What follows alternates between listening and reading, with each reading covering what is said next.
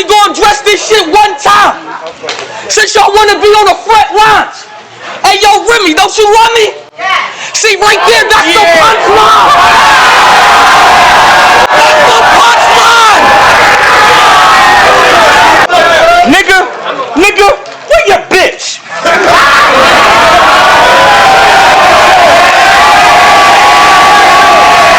What is wife like? What is wife like? Two boyfriends with a husband at home? You just did 7 years? This your second time leaving your family for Chrome?